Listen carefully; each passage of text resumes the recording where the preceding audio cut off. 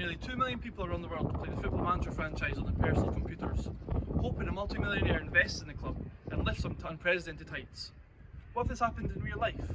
For a town of over 3,000 people, that dream seemed to become a reality 15 years ago.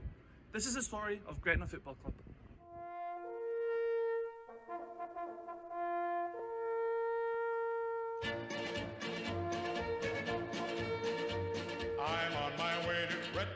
Gretna Football Club was founded in 1946 by a group of local workers and servicemen returning from the war. The club had spent 55 years in the lower echelons of English football, including a couple of FA Cup appearances, before being accepted into the Scottish Football League on the third attempt. What was to come next for the border town was extraordinary. From what I remember, it's quite low key. In those days, they didn't have the pyramid system, so it was a case of clubs being elected based on a number of criteria. Gretna were very proactive in going round the clubs trying to build up support for their application. So when they did get in, it was, as I say, pretty much very low key, albeit the town of Gretna, or village of Gretna, was excited. I think there was a wee bit of surprise that Gretna probably get into the league in front of teams like Spartans and maybe even some of the Highland League teams, but they were successful, as I say, very much down to the lobbying and the kind of drumming up of support they got from all the other clubs. Straight away, we were playing in front of crowds of 70 or 80 people in the Unibond League, and then with the profile and obviously Gretna being in Scotland, our crowds jumped up straight away to 300 or 400, 500 people. So personally, it was really exciting to go into that league, and I know the fans in the community were and really embraced it. Regards getting this Scottish League, it went down really well. It brought a real buzz to the area. Like I say, it shot the crowds up commercially, and the profile went through the roof quite quickly. Signing for Gretna as a schoolboy was obviously massive for me. I think obviously it was a club that was going places. You speak to Brooks Marlson and Ronald Alexander, they knew where they wanted to take the club. So it was a massive chance for everybody inside the club to be able to be part of that and be part of history. Again, just being up the road from where I grew up was massive for me as well. After a couple of seasons in the third division, the arrival of a certain full-time doctor with an eye for goal helped the club achieve promotion. Ronald Alexander was really keen to sign me, and my agent kind of persuaded me to go down and have a chat with him at Gretna. And I think he said, the quote was something like, as soon as you speak to the chairman, you'll want to sign. And I was thinking that, nah, I'll come down, I'll see what's happening. Because you want to see what your options are. So I went down, I spoke to the manager. He obviously wanted to sign me. Then the chairman came in, and he basically said, "Oh, we'll give you this. The manager really wants you." Blah blah blah. And I mean, I wasn't going there for the money. You said there was a lot of money, but I took a wage cut to go to Gretna, which a lot of people maybe raise their eyebrows about. But yeah, I was just wanting to play football. I thought, it sounds as if they've got ambition, and it gives me an opportunity to really focus and try to be as best I can be in the training and the full-time environment. My son was starting to get interested in football. So I said, this was sort of 2005 sort of time, when he was 6 or 7 years old. I said, why don't we go up to Gretna and see what's going on up there? They're now in the Scottish League. And we did, and we enjoyed it. And of course, they were just doing brilliantly at that time. They were winning pretty much every game, and so it was great for a kind of 7-year-old to watch this. He just thought his team could never lose. The climb up the footballing ladder was aided by local millionaire Brooks Marlson. The day we spent in his company when we went to his home, which doubled up as an animal sanctuary, was quite an eye-opener. He was virtually chain smoking throughout the whole time. He used to drink a bottle of Lucozade from time to time, but he didn't seem to have much else in terms of sustenance than just cigarettes and Lucozade. And he clearly had this incredible passion for Gretna. You know, he was on many levels inspirational, but I suppose on other levels, you know, that he was flawed in one sense, because for all that he pumped the money in, and for all that Gretna built a really nice sort of community youth feel to it, it was never built to last, and never sustainable. And that was the great flaw in the project. The general consensus around when Brooks came into the club was excitement. I think obviously when someone comes into a small club and tells you that you're going to be in one of the biggest leagues, going around playing against some of the biggest clubs in the world, like of Rangers and Celtic, it was obviously huge excitement for everyone being involved. There was that kind of suspicion, I suppose. But on the other hand, you could see by the, you know, the size of the crowds that were starting to appear at Gretna. You know, it started off with a few hundred, then you were getting into the high hundreds, then into the 2000s, and not all those people were coming from Gretna itself, obviously. But I think generally there was a bit of suspicion, but I think actually people just got taken along with the excitement as well. He just set up with the fans at the home games and travel with the fans on the away games. Pretty down to earth guy. Obviously, he was a man of great means. He'd done really well in business. He was quite a fascinating character. He was just a really nice man. I couldn't sort of, as a person, you couldn't really meet someone nicer. Very down to earth. Just seemed to be very happy with what he was doing for the club, and just a down to earth kind of guy. And Brooks Milson, it was his dream to try and take on the big clubs in Scotland, and he was very much successful. It was a team effort. Every single person at the club was pulling in the same direction, and there was a real desire to try and get Gretna as high up the levels as possible, and without doubt they succeeded. It really was an incredible feat, and it's still something that I'm very proud to have been involved in. As I say, I was the coach, assistant manager, along with Rowan Alexander and a number of other coaches, but together there was an incredible desire and belief that we could take Gretna somewhere, and no doubt we all obviously achieved that, and I'm very, very proud to be able to say I was part of that. Not only did the side achieve back-to-back promotions in their only season in Division 2, they also managed to be 90 minutes away from lifting the oldest trophy in association football, the Scottish Cup. It's brilliant. Absolutely loved it. I remember the cup semi-final day, and we knew then that when we got through to the final, it didn't really matter what happened in the final. We were pretty much in the UEFA Cup, which was just bizarre. So, at the time, people were saying, it does say something a bit weird about Scottish football, that a club that small can get so fast so quickly with a little bit of money, relatively, which is probably true. But it was just brilliant. Definitely not something that I thought would happen when I signed. I think when we were in the second division and we kept drawing first division teams in the draw, I mean, I suppose we got lucky a wee bit. We drew Clyde the round after they beat Celtic, and but anytime we went into any of these games against first division opposition, I don't think there was anybody at Gretna that thought we were going to lose these games, albeit we were a second division team. I think we saw ourselves as, better than these first division teams. So I think every time we went into one of these games, I think we were confident that we were going to win those games. No, it didn't disappoint. I can remember going to the game. Just all the fans on the side on the pavements, waving the buses, the flags, and it was everything. Sometimes when you dream of stuff or you're going to meet somebody, or you're playing in a big game, it doesn't live up to expectations. This exceeded it and matched what you'd hoped for, and the whole occasion was brilliant. Still one of the highlights of my footballing career. It was incredible to watch the team perform so well in such a massive game.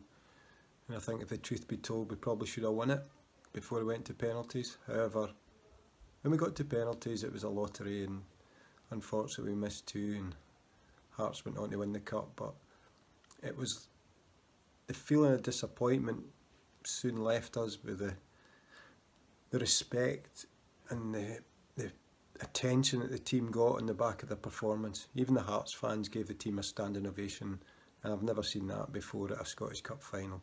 What I do think was remarkable was that the success they had far outweighed the investment. They did spend money, and they spent a lot more money than teams in the Scottish third and second division spent, but they didn't necessarily spend enough money to get to the Scottish Cup final and get into Europe, which is just incredible achievement. They were propped up. They had a few big name players. James Grady was one of them. Davie Bingham was another. But the rest of them weren't particularly A-list players. And in one sense, they had no right to get all the way to the final. And to only lose on penalties to what at the time was a great Hearts team was just phenomenal. There's no way you would have anticipated that signing there in the third division, especially that quickly. I mean, it was only within a couple of years, and we were playing the Scottish Cup final, and then luckily the rules at that time were that you would qualify for the UEFA Cup as runners-up, because luckily for us again, Hearts finished second in the league that year and qualified for Champions League qualification. So a lot of things definitely fell into place for us, but we were there to capitalise on it. My son, who must have been, gosh, seven, not quite 8, 7, I think at the time. I was more worried about him because I actually thought we're going to get thrashed here. You know, it's going to be like, I hope it's, a 4-0 is going to be okay. I hope it's not 10-0 because that's just going to be embarrassing. But, we're going to get thrashed. And I'm worried about him because he's got such expectations. And of course, after 90 minutes, it's 1-1. And then after penalties, you're thinking, after extra time, you think, what on earth is happening? We could steal this. So it was absolutely, but I think because we didn't have any expectations, the only pressure we had was not to get absolutely massacred.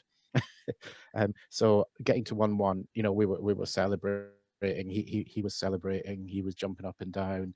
Our friends were just having a great time. It was just bizarre. Where are all these people? And then you'd look around and you would see, over there, you might see someone who you'd seen at Raydale and someone else over there, and you think, and they'd look at you and they'd smile and you think, what's going on here? Great, absolutely great day. And we didn't win, but to an extent, that wasn't a problem.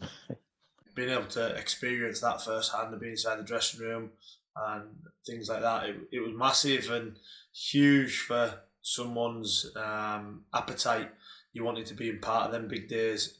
Being able to take Hearts to penalties as little old Gretna was a massive achievement for everyone inside Gretna Football Club. After an unfortunate 7-3 aggregate defeat against Irish side Derry City in the UEFA Cup, all focus was on Gretna reaching the Premier Division. The club did encounter a few speed bumps along the way, with all hopes of reaching the top of Scottish football's ladder being pushed to the final day of the season. Davie Irons replaced Ron Alexander sort of late in the season, and up till then I think Gretna had a pretty sizable lead at the top of the table, and St Johnstone were second. But then when Davie took over, they not necessarily coinciding with that, but just around that time, they did take a bit of a dip in form, and I think St Johnstone started to claw things back. So yeah, it started getting pretty exciting after that. That final day was incredible. Up at Ross County, they'd given over a lot of the home sections to Gretna fans. So anyone that said that Gretna wasn't a well-followed club, couldn't have been there that day, because there was 6,500 people there that day, and probably 5,000 of those were Gretna fans. So that was amazing. Yeah, and the game, I mean, that final game was a bit of a sort of helicopter Sunday type of arrangement where the game was 2-2. Ross County were already relegated, and then I think the title was going to Perth, St Johnstone, and then James Grady popped up, and it must have been the 90, I don't know, literally the last minute of added time to score a goal. And I was actually sitting next to Brooks Milson, the owner, and his son, and a couple other kind of season ticket holders. It was just, it was pandemonium. It was just a pitch invasion, and then the Ross County owner, Roy McGregor, just said, let all the fans go on the pitch and kind of just have a party there, which is pretty gracious of him, given County just been relegated. So yeah, it was just like a really exciting time, and it was such a turbulent season. It wasn't really as if they just, although they kind of did lead pillar to post, it wasn't like a seamless sort of march to the title. It was pretty rocky. It was ups and downs, like I say, managerial casualties, and they could have lost it, right up to the last kick of the ball. So it was quite exciting. They didn't walk that league by any stretch. We had 2 opportunities to win promotion. The first game was at home to Clyde, which we drew, and then ultimately it left us to the final game this season away at Ross County, which we won in the last kick of the ball, which it probably summed up Gretna. If there's a way of doing things, we would do it in a dramatic fashion. But it was an unbelievable day. Again, probably up there with the cup final. Even greater probably in the cup final, because it meant we were in the Premier League.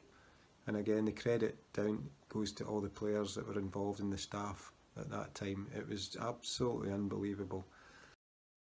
Promotion was achieved. However, Raydale Park was deemed unsuitable as a Premier League venue. The club were then forced to play home games at Motherwell's Fir Park, a 150-mile round trip for club and fans alike. I think being based at Motherwell for our home games when we did get in the Premier League was a big disadvantage to us. I think when you look at teams now that do really well in England and in Scotland, it's all built on their home form. I think obviously being able to take teams like Hearts and Hibs and Dundee United down to Raydale would have been a big advantage for us. Little small stadiums, not what they used to, and again that would have been a big advantage to us. Like many supporters, it was difficult to travel to every home game, and I didn't travel to every home game. Traveled to as many as I could, but it was difficult, and that was the really sad thing. We'd gone from bonkers crowds in the second and first division of 2,000 people at Raydale, to then the high hundreds, and then it gradually dropped down to about 400, 500, and that was really sad. Results weren't going Gretna's way. On top of that, Mileson's health began to deteriorate, and money stopped coming in, resulting in the sale of big players. But I had an agreement with Brooks, a gentleman's agreement, that if I had something that was a good opportunity, he wouldn't stand in my way and he would let me leave. So I was like, right, that's fine. So I started actively looking for things. So I had sent over 200 emails to different clubs all over the world. And so I had basically been looking long before the administration thing had even reared its head. I think obviously after speaking to Brooks and having a personal conversation with him, he was never going to stand in my way. He wanted me to progress, and he wanted me to do well. He wanted me to have the career that obviously I've been lucky enough to go on and have. And if it wasn't for Brooks, I wouldn't have been able to do that, because he could have demanded a lot more money than what he actually did. So it definitely wasn't urged through by the club.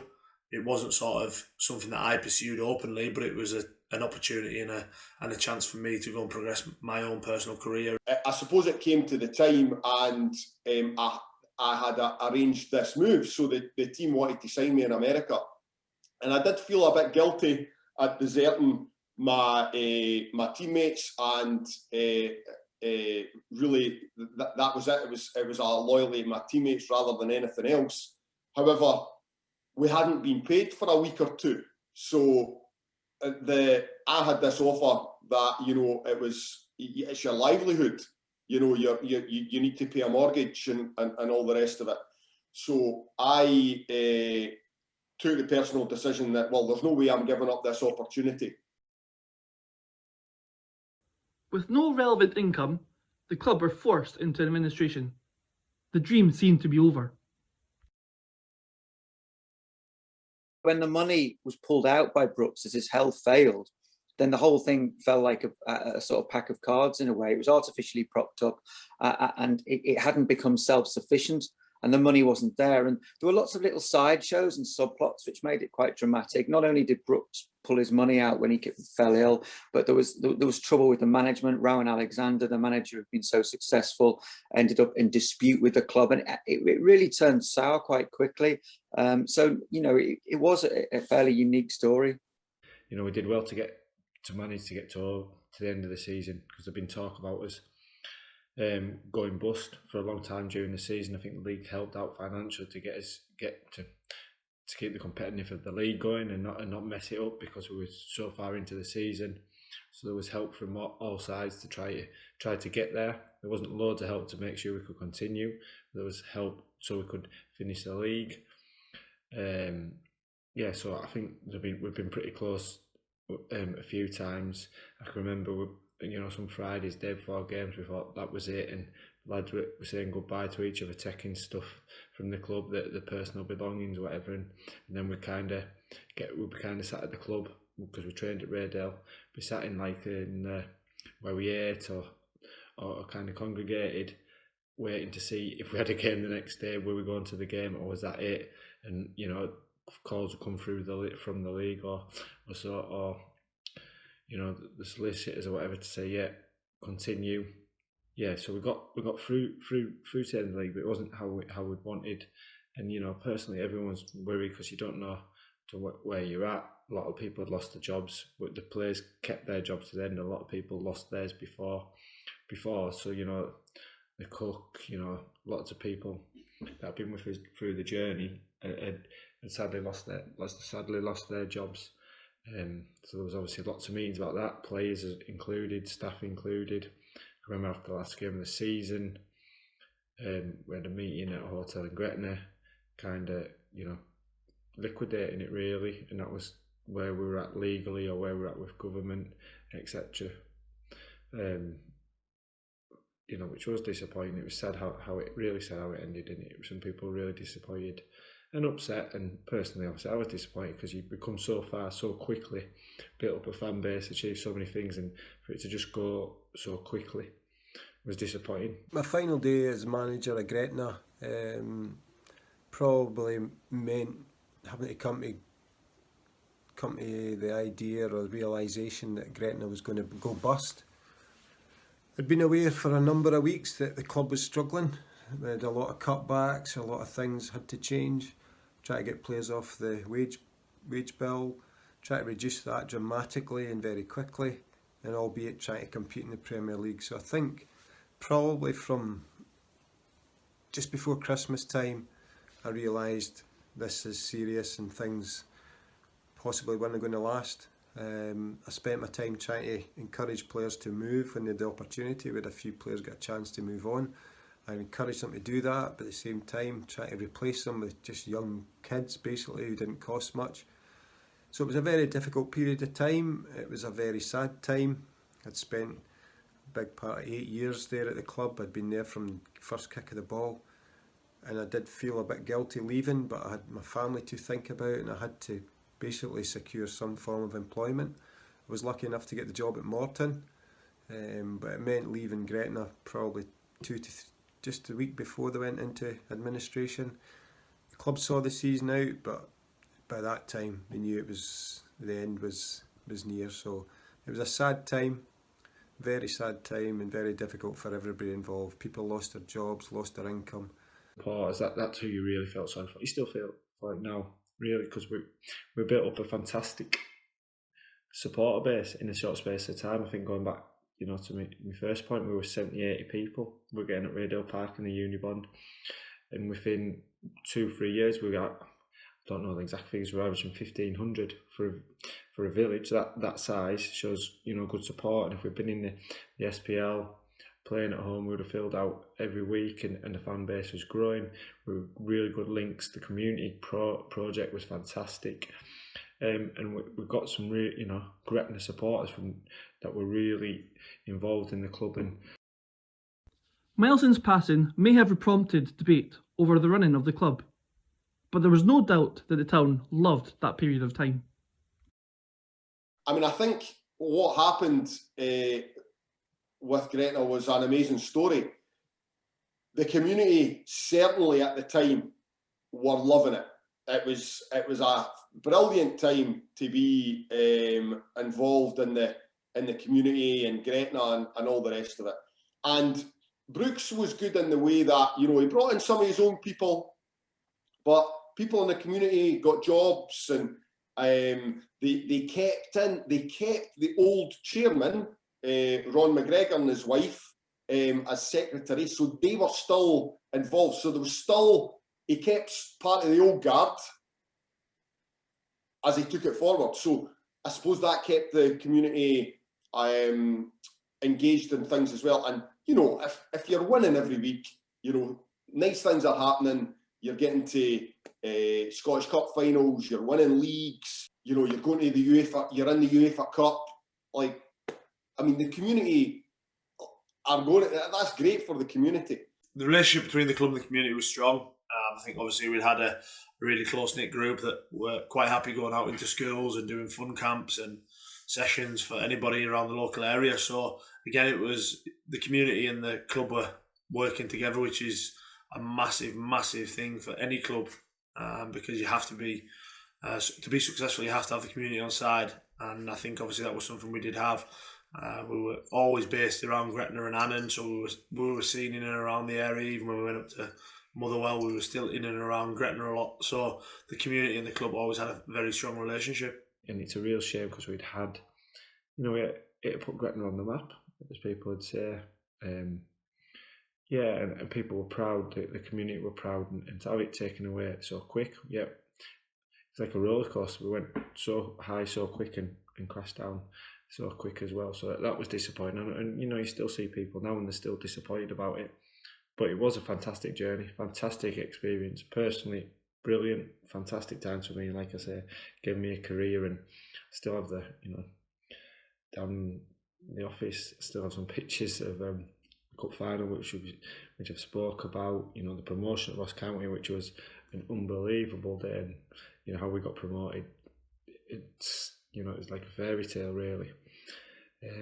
So yeah, great journey, but obviously tinged with sadness how the club demised, and a lot of really good supporters and people that put a lot of good work into it, kind of seeing that crumble, and we're left with a bit of an emptiness and a disappointment. Brooks, Milson and Gretna FC did lots of great things in the community. But yeah, as far as I can see, it was really well bedded in the community, because there's really not a big fan base around there to draw from. And obviously you've got a very Annan Athletic, we're a well-followed club around there, and Queen of the South, a really extremely well-followed club in Dumfries, which is very nearby. You've got Carlisle over the border. So yeah, it's one of those places that there's not just loads of floating supporters just waiting to go and follow a good thing. You know, they could, there's plenty of clubs they could go and follow, which have had modicums of success in the area on both sides of the border. But yeah, no, it seemed to be a really solid community following. Going to Radio Park, you know, it was a very old school stadium, kind of more like you might see in the Highland League or the Lowland League, you know. But it was great. It was sort of bursting into the rafters. There was so much excitement there. Match days were kind of like there was always loads going on. There was like pipe bands. It was just like total razzmatazz. It was just a tiny village, Gretna, obviously. There was just like such a buzz about the place on a match day, which you can't imagine I'd ever seen before. And that was part of the local kids and then visiting fans. It just seemed to be this kind of like it was like a moment in time, really. You know what I mean? They were so small. I remember when I made the documentary, we met the kit man, and he took us on a tour through Gretna, and we literally drove from one end of the village to the other in about a minute and a half, and that was it. It was so small, and the crowds they were getting were anywhere between 50 and 100, 150 people maximum back in those days. And then the money came, and somehow they they went on this incredible rise. I find it hard to imagine, even with money, a club of that size being able to do it. I really would. It wasn't just the money. There was a lot of things fell in place. Rowan Alexander's great management, a lot of players sort of reaching the peak of their career at the right time. I'd find it hard to see a club the size of Gretna going again. Would I ever dreamt of that? Would get into the Scottish League to start with, and then be pushing on to what we managed to achieve: promotions, record points totals, scoring goals, getting the Scottish Cup finals, Scottish First Division. Like we say, within 4 or 5 years, no, never.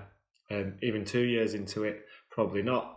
But would I ever have imagined achieving what we did in that time when I first joined the club? No, never.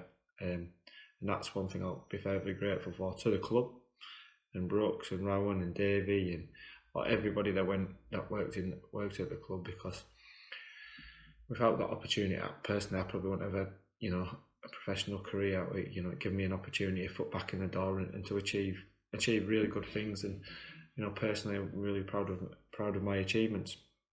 The relationship with Gretna and the local community had been gradually improved over the years. Initially, the first couple of years, it was just a small club, part-time football, playing in what was a smallish town. But as the years went on and Gretna went through the leagues, the interest grew, the work within the local community took off. There was local coaches employed, there was schools were visited, there was all sorts of things going on.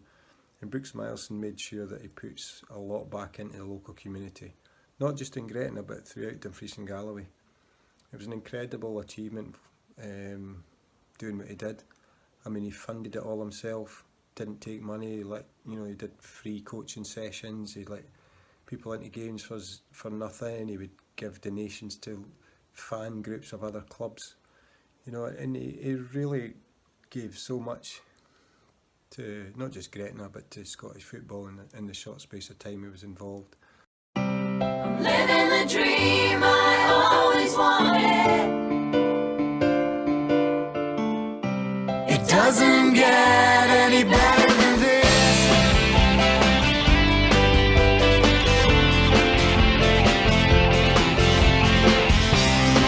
You live life when you belong. Long sandy beaches, crystal blue Solway, grounds like an island, green coated landscape with nowhere to go. We've dreamed it all before, and to the places that we know, we go together.